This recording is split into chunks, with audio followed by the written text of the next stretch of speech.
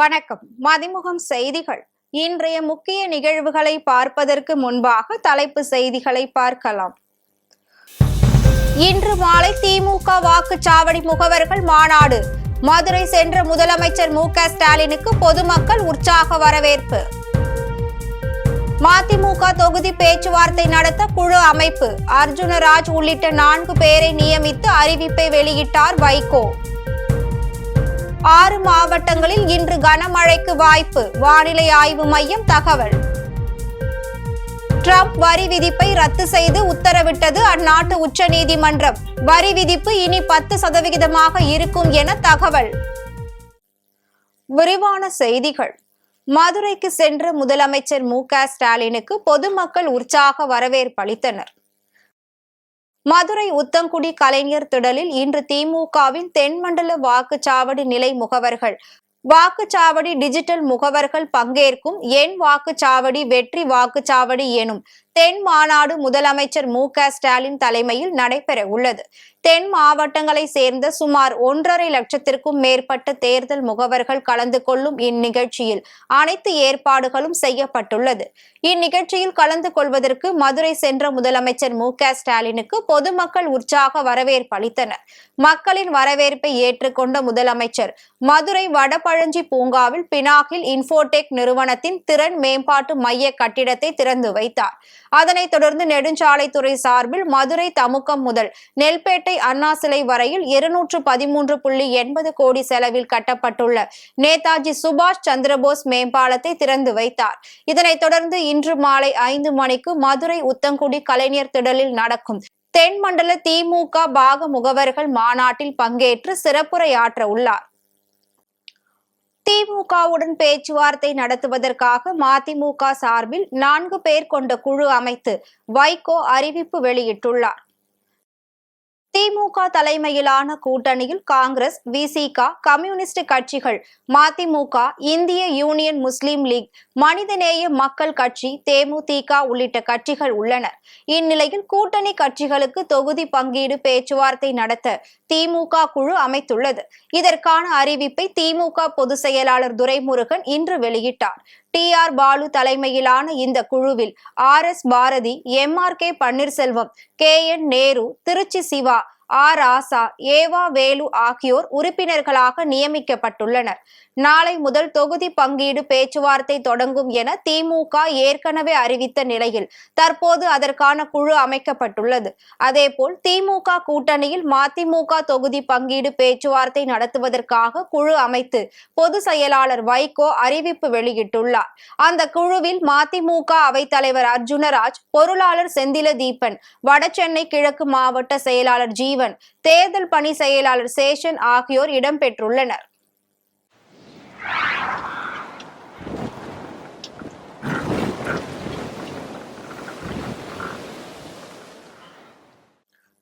திருநெல்வேலி, கன்னியாகுமரி உள்ளிட்ட 6 மாவட்டங்களில் இன்று கனமழை பெய்ய வாய்ப்புள்ளதாக வானிலை ஆய்வு மையம் தெரிவித்துள்ளது. இதுகுறித்து சென்னை வானிலை ஆய்வு மையம் வெளியிட்டுள்ள அறிக்கையில், தென்கிழக்கு வங்கக்கடலில் மேலடுக்கு சுழற்சி காரணமாக அடுத்த 24 மணி நேரத்தில் புதிய காற்றழுத்த தாழ்வு பகுதி உருவாக வாய்ப்புள்ளதாக தெரிவித்துள்ளது. இதன் காரணமாக இன்று தேனி, விருதுநகர், தென்காசி, தூத்துக்குடி, திருநெல்வேலி, கன்னியாகுமரி ஆகிய 6 மாவட்டங்களில் கனமழை பெய்ய வாய்ப்புள்ளதாக வானிலை ஆய்வு மையம் தெரிவித்துள்ளது. அதேபோல் நாளை திண்டுக்கல், தேனி ஆகிய 3 மாவட்டங்களில் கனமழை பெய்ய வாய்ப்புள்ளதாகவும் கூறப்பட்டுள்ளது. சென்னை மற்றும் புறநகர் பகுதிகளில் வானம் ஓரளவு மேகமூட்டத்துடன் காணப்படும் என்றும் நகரின் ஒரு சில பகுதிகளில் மிதமான மழை பெய்ய வாய்ப்புள்ளதாக தெரிவித்துள்ளது. அமெரிக்க அதிபர் டிரம்ப் வரி விதிப்பை அந்நாட்டு உச்சநீதிமன்றம் ரத்து செய்துள்ள நிலையில் உலக நாடுகளுக்கான வரி விதிப்பு இனி 10% மட்டுமே இருக்கும் என தகவல் வெளியாகியுள்ளது. அமெரிக்க அதிபர் டிரம்ப் சமீபத்தில் இந்தியா உள்ளிட்ட பல்வேறு நாடுகளில் உள்ள பொருட்களின் மீதான இறக்குமதி வரியினை உயர்த்தி அறிவிப்பு வெளியிட்டார். தொடர்ந்து உலக நாடுகள் இடையே பேச்சுவார்த்தைகளை நடத்தவும் ஒத்துழைப்புகளை பெறவும் அதிகப்படியான வர்த்தக வரிகளை விதித்தார். இதன் காரணமாக அமெரிக்காவுடன் வர்த்தகம் செய்து வந்த பல்வேறு நாடுகள் கடுமையாக பாதிக்கப்பட்டுள்ளது. இந்நிலையில் அமெரிக்க அதிபர் டொனால்ட் ட்ரம்ப் தனது அதிகாரத்தை மீறி செயல்படுகிறார் என கூறி அவர் விதித்த வரிகளை அந்நாட்டு உச்சநீதிமன்றம் ரத்து செய்துள்ளது. உலக நாடுகளின் மீது அமெரிக்காவின் சர்வதேச அவசர பொருளாதார அதிகார சட்டத்தின் கீழ் வரிகளை விதிப்பதற்கு அதிபர் டிரம்பிற்கு எந்த ஒரு அதிகாரமும் கிடையாது என கூறிய அமெரிக்க உச்சநீதிமன்றம் அவர் விதித்துள்ள வரிகள் செல்லாது என உத்தரவிட்டுள்ளது. ஏற்கனவே அமெரிக்க கீழமை நீதிமன்றம் அதிபர் டிரம்ப் விதிக்கும் வரிகள் அனைத்தும் சட்டவிரோதமானவை என கூறி கடந்த ஆண்டு மே மாதம் தீர்ப்பளித்திருந்தது குறிப்பிடத்தக்கது. உலக தாய்மொழிகள் தினத்தை முன்னிட்டு முதலமைச்சர் மு.க.ஸ்டாலின் உள்ளிட்ட தலைவர்கள் வாழ்த்து தெரிவித்துள்ளனர். தாய்மொழியின் சிறப்பை போற்றும் வகையிலும் தாய்மொழியின் அவசியத்தை உணர்த்தும் வகையிலும் ஒவ்வொரு ஆண்டும் பிப்ரவரி 21 சர்வதேச தாய்மொழி தினம் கொண்டாடப்பட்டு வருகிறது. பன்மொழி கலாச்சாரத்தை அனுசரிக்கவும் ஆதரிக்கவும் சர்வதேச தாய்மொழி தினம் கொண்டாடப்படுகிறது. உலக தாய்மொழி தினமான இன்று தமிழ் மொழியை வாழ்த்தி முதலமைச்சர் மு.க.ஸ்டாலின் உள்ளிட்ட அரசியல் கட்சி தலைவர்கள் வாழ்த்து தெரிவித்து வருகின்றனர். முதலமைச்சர் மு.க.ஸ்டாலின் வெளியிட்டுள்ள பதிவில் தமிழின் சுவையை சொல்லும் கலைஞர் கருணாநிதியின் கவிதை வரிகளால் உருவாக்கப்பட்ட பாடலை சுட்டிக்காட்டி நெகிழ்ச்சி தெரிவித்துள்ளார். தமிழை காத்து அடுத்தடுத்த தலைமுறைகளுக்கும் கொண்டு சேர்த்து செழிப்போடு வாழ வைக்க வேண்டியது அனைத்து தமிழர்களின் பொறுப்பு எனவும் அவர் பதிவிட்டுள்ளார். துணை முதலமைச்சர் உதயநிதி ஸ்டாலின் வெளியிட்டுள்ள பதிவில் எந்த வடிவில் மொழி திணிப்பு வந்தாலும் முதலமைச்சர் தலைமையில் ஒன்றிணைந்து வீழ்த்துவோம் என குறிப்பிட்டுள்ளார். மக்கள் நீதி மய்யம் தலைவர் கமல்ஹாசன் வெளியிட்டுள்ள பதிவில் சிரம பொழுதுகளில் சிந்தித்திருக்க சொல்லாகி வருவது தமிழ் என்றும் தாய்மொழி நாளில் வாழ்த்துவதாக குறிப்பிட்டுள்ளார். டெல்லி செங்கோட்டையில் குண்டுவெடிப்பு நடந்த லஷ்கர்-இ-தொய்பா பயங்கரவாத அமைப்பு திட்டமிட்டுள்ளதாக உளவுத்துறை எச்சரிக்கை விடுத்துள்ளது. பிப்ரவரி 6 பாகிஸ்தானின் இஸ்லாமாபாத்தில் நடந்த மசூதி குண்டுவெடிப்பில் சுமார் 30 பேர் உயிரிழந்தனர். இந்த சம்பவத்திற்கு பழிவாங்கும் வகையில் இந்தியாவில் முக்கியமான கோவில்களை குறிவைத்து ஒரு பெரிய பயங்கரவாத தாக்குதலை நடத்த லஷ்கர்-இ-தொய்பா அமைப்பு திட்டமிட்டுள்ளது. ஏற்கனவே கடந்த நவம்பர் மாதம் டெல்லி செங்கோட்டைக்கு வெளியே நடந்த கார் குண்டுவெடிப்பு தாக்குதலில் 12 பேர் பலியாகிய விவகாரம் நாட்டையே அதிர்ச்சிக்குள்ளாக்கியுள்ளது. இந்நிலையில் தற்போது மீண்டும் குண்டுவெடிப்பு குறித்து உளவுத்துறை எச்சரிக்கை விடுத்துள்ளது. இந்த எச்சரிக்கையை தொடர்ந்து பாதுகாப்பு படையினர் டெல்லி செங்கோட்டை உள்ளிட்ட பல்வேறு இடங்களில் பாதுகாப்பை பலப்படுத்தியுள்ளனர். சென்னையில் இன்று ஆபரண தங்கத்தின் விலை சவரனுக்கு 2080 ரூபாய் உயர்ந்து 1,17,440 ரூபாய்க்கு விற்பனையாகிறது.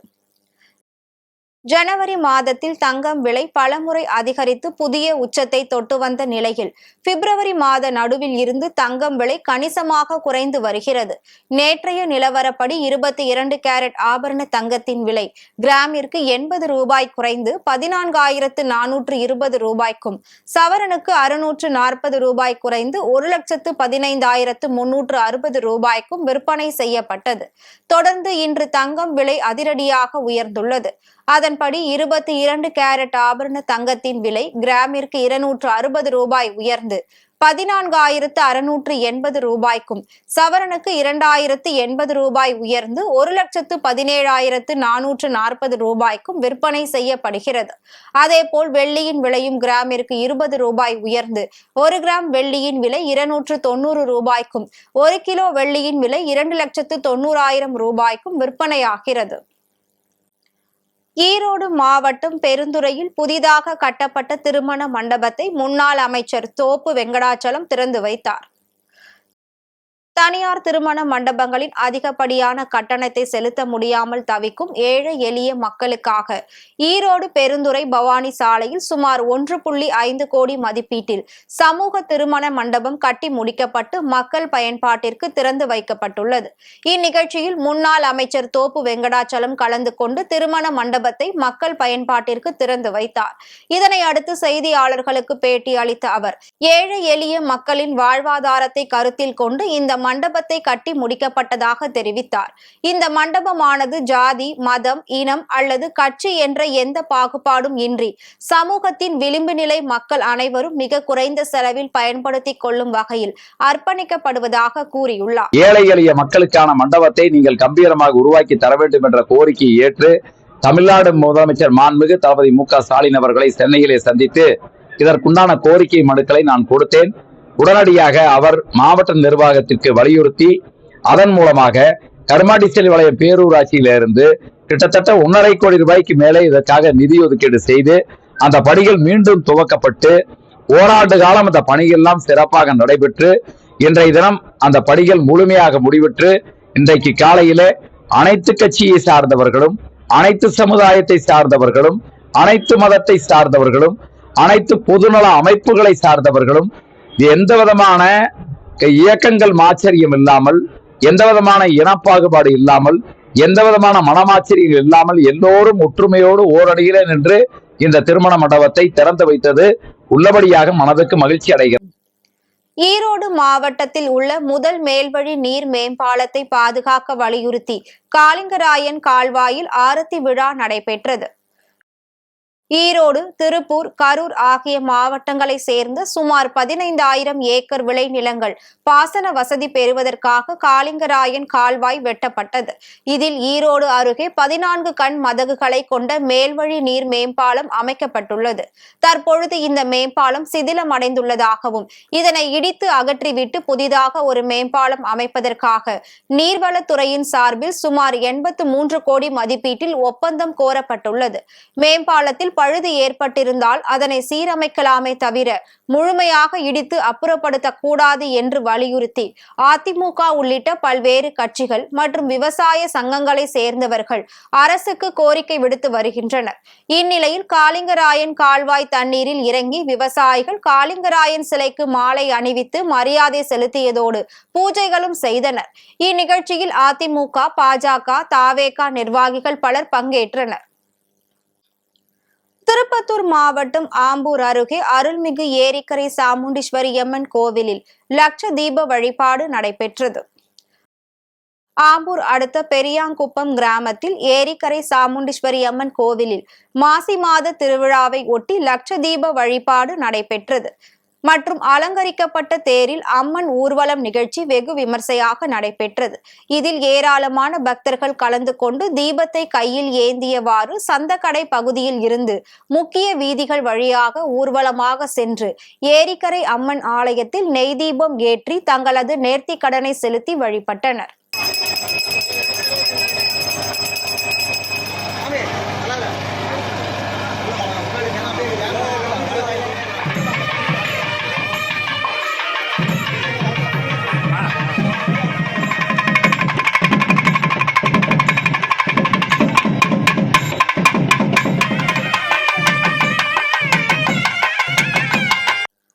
திருப்பூரில் தங்கியிருந்து பாகிஸ்தான் நாட்டிற்கு ஆதரவாக சமூக வலைதளங்களில் கருத்துக்களை பதிவிட்டு வந்த 6 பேரை போலீசார் கைது செய்து விசாரணை நடத்தி வருகின்றனர். தொழில் நகரமான திருப்பூரில் லட்சக்கணக்கான வட மாநிலத்தவர்கள் தங்கி பல்வேறு நிறுவனங்களில் பணியாற்றி வருகின்றனர். இந்நிலையில் திருப்பூர் மாவட்டம் பல்லடம் அருகே உள்ள தண்ணீர் பந்தல், திருமுருகன் பூண்டி, முதலிப்பாளையம் பகுதிகளில் தங்கியிருந்த வட மாநிலத்தவர்கள் பாகிஸ்தான் நாட்டிற்கு ஆதரவான கருத்துக்களை தொடர்ந்து சமூக வலைதளங்களில் பதிவிட்டு வந்துள்ளனர். இதனை அடுத்து திருப்பூர் சென்ற டெல்லி சிறப்பு காவல்துறையினர் தொடர்ந்து கண்காணித்து வந்த நிலையில் 6 பேரை கைது செய்ததோடு அவர்களிடம் இருந்து 8 செல்போன்களையும் 16 சிம் கார்டுகளையும் பறிமுதல் செய்தனர். மேலும் கைது செய்யப்பட்ட 6 நபர்களுக்கும் பாகிஸ்தான் நாட்டை சேர்ந்தவர்களுக்கும் ஏதாவது தொடர்பு உள்ளதா என்ற கோணத்தில் விசாரணை நடத்துவதற்காக நீதிமன்றத்தில் ஆஜர்படுத்தி டெல்லி சிறைக்கு அழைத்து சென்றனர். திருவண்ணாமலையில் சாலையோர பெண் வியாபாரியை காவல் அதிகாரி தாக்கிய வீடியோ இணையத்தில் வெளியாகி அதிர்ச்சியை ஏற்படுத்தியுள்ளது. செங்கம் அடுத்த காஞ்சி பகுதியில் பர்வீன் என்பவர் 3 சக்கர வாகனத்தில் காய்கறி வியாபாரம் செய்து வந்த நிலையில் கடலாடி காவல் நிலைய சிறப்பு உதவி ஆய்வாளர் விஸ்வநாதன் என்பவர் பொதுமக்களுக்கு இடையூறாக சாலையில் நின்று வியாபாரம் செய்யக்கூடாது என கடந்த 3 நாட்களாக எச்சரித்து வந்ததாக கூறப்படுகிறது. இந்நிலையில் இது குறித்து பர்வீன் கேள்வி எழுப்பியதால் ஆத்திரமடைந்த காவல் அதிகாரி அவரை தாக்கியுள்ளார். இதில் பர்வீன் இரத்த காயங்களுடன் காவல்துறை அதிகாரிகளுடன் வாக்குவாதத்தில் ஈடுபடும் வீடியோ சமூக வலைதளங்களில் வெளியாகி பரபரப்பை ஏற்படுத்தியுள்ளது. இந்நிலையில் காயமடைந்த பர்வீன் திருவண்ணாமலை அரசு மருத்துவமனையில் சிகிச்சை பெற்று வரும் நிலையில் காவல்துறை அதிகாரி மீது உரிய நடவடிக்கை மேற்கொள்ள வேண்டும் என பொதுமக்கள் கோரிக்கை விடுத்துள்ளனர். வேலூர் மாவட்டம் அணைக்கட்டு சட்டமன்ற தொகுதியில் குடிநீர் வழங்காததை கண்டித்து பொதுமக்கள் காலி குடங்களுடன் சாலை மறியலில் ஈடுபட்டனர். வேலூர் மாவட்டம் விரிஞ்சிபுரம், ஜாஃப்ராபேட்டை, பிள்ளையார் கோவில் தெரு, பொன்னியம்மன் கோவில் தெரு பகுதிகளில் குடிநீர் வசதி இல்லாததை கண்டித்து 20 நாட்களுக்கும் மேலாக போராட்டத்தில் ஈடுபட்டு வருகின்றனர். ஆனால் இதுவரை அதிகாரிகள் எவரும் நடவடிக்கை எடுக்க முன்வராததால் ஆத்திரமடைந்த பொதுமக்கள் விரிஞ்சிபுரம் வடுக்கன் தாங்கல் செல்லும் சாலையில் காலி குடங்களுடன் சாலை மறியலில் ஈடுபட்டனர். இதனால் அப்பகுதியில் சுமார் 1 மணி நேரத்திற்கும் மேலாக போக்குவரத்து நெரிசல் ஏற்பட்டது. இது குறித்து தகவல் அறிந்த தாசில்தார் மற்றும் காவல்துறையினர் சம்பவ இடத்திற்கு சென்று போராட்டத்தில் ஈடுபட்ட பொதுமக்களிடம் சமரசம் பேசி போக்குவரத்து நெரிசலை சீர் செய்தனர். இதனால் அப்பகுதியில் சிறிது நேரம் பரபரப்பு ஏற்பட்டது. வேலூர் மாவட்டம் காட்பாடி ரயில் நிலையத்தில் ரயிலில் கடத்தி வரப்பட்ட 21 கிலோ கஞ்சாவை போலீசார் பறிமுதல் செய்தனர். காட்பாடி ரயில்வே நிலையத்தில் போலீசார் சோதனை பணியில் ஈடுபட்டிருந்தனர். அப்போது திருப்பதியில் இருந்து சிக்மங்களூர் செல்லும் அதிவிரைவு ரயிலில் வந்த நபரை சந்தேகத்தின் பேரில் போலீசார் விசாரணை மேற்கொண்டனர். அப்போது கேரளாவை சேர்ந்த ஆசிம் என்பதும் அவர் கஞ்சா கடத்தி வருவதும் கண்டறியப்பட்டது. இதனைத் தொடர்ந்து ஆசிமை கைது செய்த போலீசார் அவரிடம் இருந்த 21 கிலோ கஞ்சாவை பறிமுதல் செய்தனர். அதேபோல் திருப்பத்தூர் அருகே மளிகை கடை நடத்தி வரும் தண்டவாணி என்பவர் தனது கடையில் குட்காவை பதுக்கி வைத்து விற்பனை செய்து வருவதாக போலீசாருக்கு ரகசிய தகவல் கிடைத்தது. அதன் பேரில் தீவிர சோதனை மேற்கொண்ட போலீசார் சுமார் 7 கிலோ குட்கா பொருட்களை பறிமுதல் செய்ததோடு தண்டபாணியை கைது செய்து நீதிமன்றத்தில் ஆஜர்படுத்தி சிறையில் அடைத்தனர். மதுரை மாவட்டம் திருமங்கலம் அருகே நடைபெற்ற முனியாண்டி கோவில் பிரியாணி திருவிழாவில் திரளான பக்தர்கள் கலந்து கொண்டு சுவாமி தரிசனம் செய்தனர்.